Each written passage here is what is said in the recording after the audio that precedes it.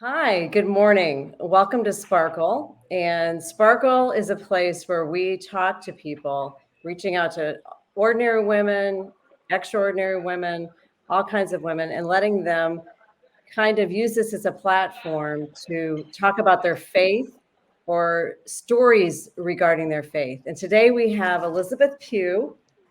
Hey, Elizabeth, Hi. who is at the Hey. airport, and it's yeah, a couple days before Thanksgiving here, and she is spending her time with us. So we are so happy to have you. Elizabeth is a software salesperson, and she is actually my niece, and she lives in Washington D.C. Has an amazing story. She has several stories. I've always been inspired by her faith and her journey. So Elizabeth, maybe you can talk a little bit about who you are first, and then we'll Yeah. go into like a story. So go ahead. Okay, that sounds great. And I'm one of the ordinary people, but God is always extraordinary. So it's always fun, the adventures you have with God. So my name's Elizabeth Pugh. I am Aunt Betsy's niece. So Yeah. she's always been an inspiration to me when I think about, God and what he's doing. And it's funny because I call her a lot of times in crisis because I'm always so inspired by her story. But yeah, I grew up a Christian, but really committed my life to Christ probably, I think it was back in 2012. Um, so it's been really an adventure, and I love seeing God's love. I think He romances us all in the way that we were made, and in a way that speaks to us, and so it's just really special. Yeah, no, I love your perspective and your kind of your view on how God works in your life, and it's different, and it's refreshing. It's actually refreshing. So, do you have a story that you can share with us today? Yeah, so I was thinking about it. I mean, I have so many routes I could go, like how I got to LA and never had been there in my life, and someone wanted to hire me to work for her because she felt like God wanted me in LA. So there's stuff like that. But I was actually, Aunt Betsy, I was thinking of going the route of deconstructing your faith and how God is really faithful. And so I think that's this route I want to go. But essentially, back last year, around April or so, I had a few things happen and it actually made me walk away from my faith for a bit.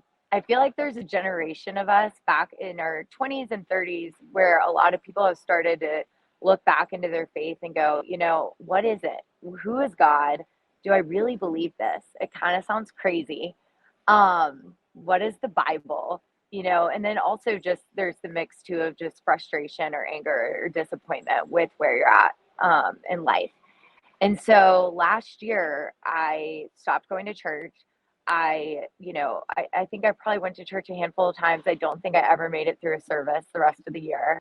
And I just like really took a beat. And I'll be honest, Aunt Betsy, I missed God the whole time. And I remember one of my friends said to me, she was like, "You really miss God, don't you?" And I was like, "Yeah." Um, and it was hard. It felt like I lost my anchor, which was really Mm. interesting, like a family member. Oh my God. Um, Yeah, no, I mean, yeah, I think you discussed some of that with me, and I had a little yep, bit of an experience as well like that. But go ahead. yeah. It was weird because like God was such a it's like a parent or something, like someone that you always go to, that you always talk about, that you always connect with. And all of a Hmm. sudden it was like I didn't really want to pray with people. Like I felt like it was just weird. It was like almost like God was an offensive. It just changed my perspective. It was like I used to always be like, "Do you want me to pray for you?" And then all of a sudden I was like, maybe people don't want you to pray with them. And so it just like I just was different. And I'll tell you what brought me back, Aunt Betsy. It was a few things. It was that it's the kindness of the Lord that leads us to repentance, right? God is Hmm. not an angry God. He is a loving God. Hmm. And I look back and it was that and having the space to be me and to figure out what I wanted. It was also a book called Finding God in the Waves. And it's an amazing book. And it talks about a guy who deconstructed his faith and goes through scientific facts. He he goes through just a lot of stories, and it was so encouraging that there are a lot of people that don't know. But this is the thing, is you're never lost, and God always loves you, and you're okay, like exactly where you are. Do you And have do you have a right. defining moment of when that kind of pivoted in your life? So it was this year, and it was Nana and Papa dying. Um, so when Nana died, that one was really, sad and quick. As you know, Aunt Betsy, it was very quick. Yeah. But when Papa died, um, that really did change my life. And I'll tell you why. Because Aunt Betsy, I think legacy is everything. When you Mhm. think about the family heritage, right? Like the matriarchy. Aunt Betsy, you've been praying for Marianne and Daniel since Mhm. they were born, probably even before they were born. Mhm. And there's a legacy that you've created, right? We as family members of God get to create a legacy of family, right? And Papa Mhm. died listening to the blessing song, which is the Lord bless you and keep you. May his favor be upon you for 1,000 generations. Mhm. And so when he spoke his final words, and for context for everyone, my grandfather wrote his final words, and he had just updated them a few weeks earlier. And it was about his faith and his journey and how he came to God and his story and how God is fun and how he met my grandma. And then after they played the blessing song, the Lord bless you and keep you for generations to generations. And I just wept because it was like realizing that my grandfather had put in so much work for the family while we were sleeping, right? Like he would do his Bible studies at 1 a.m. He was praying for us before we were born. And it's like he sowed these seeds for us and he went before us. Yeah. And I No, think that had yeah. the biggest impact. No, that's a beautiful story. And I think a lot of people have that heritage. And, and then there's a lot of Mm-hmm. people constructing their faith that do kind of sense that attachment to Christ and they don't know what the void is.